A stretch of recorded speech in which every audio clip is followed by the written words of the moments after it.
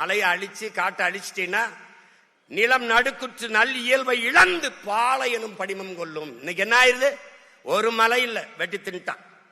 அதுக்கு பேரு குவாரி. வாரி வாரி மலையை மண்ணை அள்ளி திங்கிறதுனால அதுக்கு பேர் குவாரின்னு வச்சுட்டான். அறிவு சமூகம் சிந்திக்க வேண்டாமா?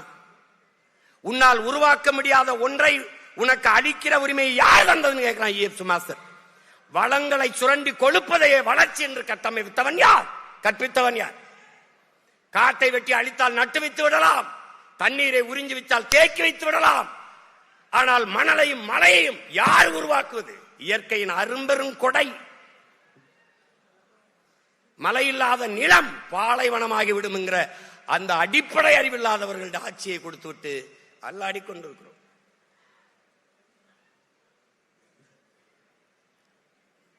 ஒரு நாட்டின் எதிர்காலம் அந்த நாட்டின் வகுப்பறையில் தீர்மானிக்கப்படுகிறது.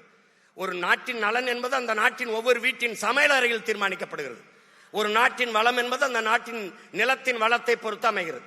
அந்த நாட்டின் நிலத்தின் வளம் என்பது அந்த நாடு பெறுகிற நீரின் வளத்தை பொறுத்து அமைகிறது. அந்த நாட்டின் நீரின் வளம் என்பது அந்த நாடு பெறுகிற மழையின் வளத்தை பொறுத்து அமைகிறது. அந்த நாட்டின் மழையின் வளம் என்பது அந்த நாடு பெற்றிருக்கிற மலைகளின் வளத்தை பொறுத்து அமைகிறதுங்கிறான். நீ எங்க இருக்கு மலை? எங்க இருக்கு?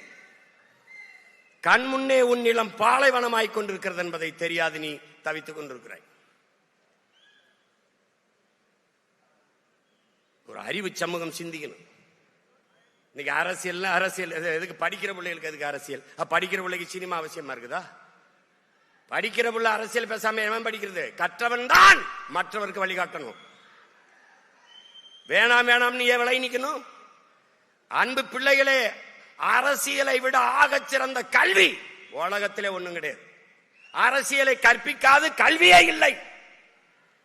பேசிக்கொண்டிருக்கும் போது நம்முடைய வேந்தரையா சொல்றாங்க, அடுத்ததுல இருந்து நம்ம தொடங்குறோம் அரசியல் கற்பிக்கிறதுக்கு ஒரு பிரிவை நம்ம தொடங்குறோம்னு சொல்றாங்க. அரசியல் படிக்கணும், அரசியல் பேசணும். ஏன்? ஒரு மனிதனின் பிறப்பிலிருந்து இறப்பு வரை அனைத்தையும் தீர்மானிப்பது அரசு.